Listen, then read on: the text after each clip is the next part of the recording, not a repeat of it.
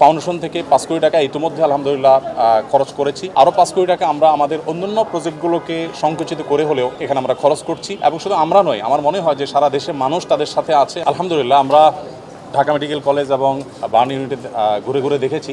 প্রত্যেকটা পেশেন্টের কাছে আমরা গিয়েছি। উপদেষ্টা মহোদয় ছিলেন, সাজিদ ভাই ছিলেন, আমরা অন্যরা ছিলাম।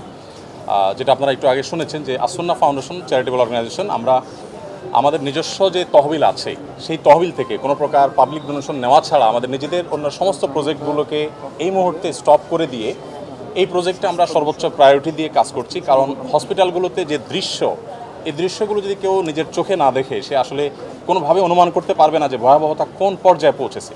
এই মাত্র আমরা বার্ন ইউনিটে একটা এসডিউতে একজন পেশেন্টকে দেখে আসলাম। তার মুখাবয়ব দেখার পর নিজেকে কন্ট্রোল করা খুবই কঠিন। তার চোখ ছাড়া এই পুরো জায়গাটা জাস্ট গর্ত হয়ে আছে, পুরো জায়গাটা গর্ত হয়ে আছে, মানে চোখ ছাড়া আর কিছু একটা চোখ তাও মনে হয় আছে, আর পুরো জায়গাটা জাস্ট একটা ভয়ঙ্কর গর্ত হয়ে আছে।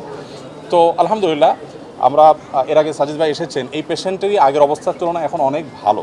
এটা হলো একটা আনন্দের সংবাদ যে তাদের খুব প্রপার ট্রিটমেন্টের মাধ্যমে তারা সুস্থ হয়ে উঠছে। আমরা ফাউন্ডেশন থেকে 5 কোটি টাকা ইতিমধ্যে আলহামদুলিল্লাহ খরচ করেছি। আরও 5 কোটি টাকা আমরা আমাদের অন্যান্য প্রজেক্টগুলোকে সংকুচিত করে হলেও এখানে আমরা খরচ করছি। এবং শুধু আমরা নয়, আমার মনে হয় যে সারা দেশের মানুষ তাদের সাথে আছে। আমি বিভিন্ন জায়গায় গিয়েছি, সাধারণ মানুষ তাদের জন্য বিচলিত, সবাই দোয়া করছে।